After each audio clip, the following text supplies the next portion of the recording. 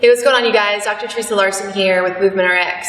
So this episode is about how to solve calf cramping when you're in the middle of a race, whether it's a ultra marathon, a obstacle race, a CrossFit workout, whatever. So in my experience, I've never experienced calf cramping, but I have seen many athletes have it, and I know exactly why. I just came from the Spartan World Championships in Lake Tahoe, where I ran the championship heat for the Beast, and a lot of elite racers fell out of the race due to horrible calf cramping.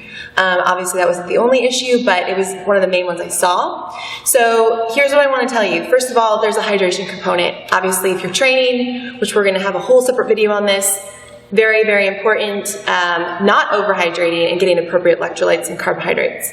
But second thing is mobility and movement. So I saw a lot of people with improper ankle mobility or poor ankle mobility, and so to test if you have good ankle mobility, how do you know if you have normal or not, right?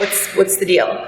So I test in this kind of pistol position. So I drive my knee forward, okay, over my toe, keeping my heel down, my foot forward, my toe pointed forward. Can my knee fall in front of my toe 4 inches?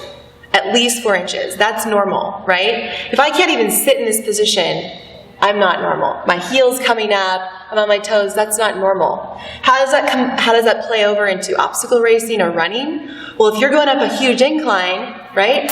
An incline, and your foot doesn't get that good dorsiflexion, it's going to turn out. So if I'm going up, my dorsiflexion is shitty or crappy, my foot's going to turn out, right? And it's going to put a lot of stress on medial tissue, some lateral tissue, and it's not going to be so awesome on your plantar fascia and or your calves. So what I want to talk about is some drills.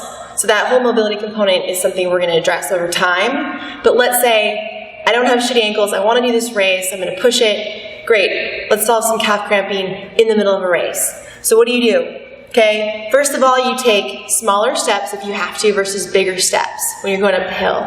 Okay, second thing is if you do get a cramp, we do this thing called the bone saw versus stretching right away. Go ahead, get on your knees, on the side of the road, and place your tibia bone on top of the calf.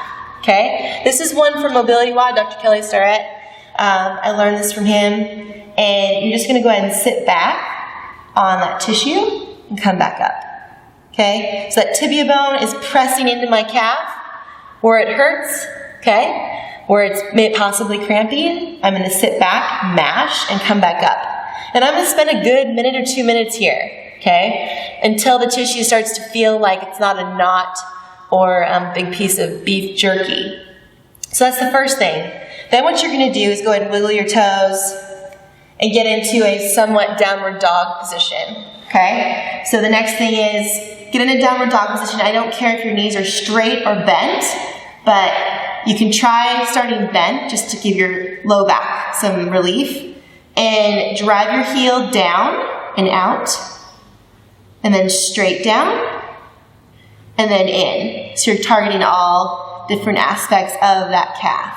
Okay, and you can slowly start to straighten that leg as you feel more comfortable. And what this is doing is just kind of flossing that tissue, right? You're not just straight up stretching, you're kind of oscillating the tissue, giving the nervous system a chance to stop freaking out, okay? And you're going to do this for about 1 minute to 2 minutes.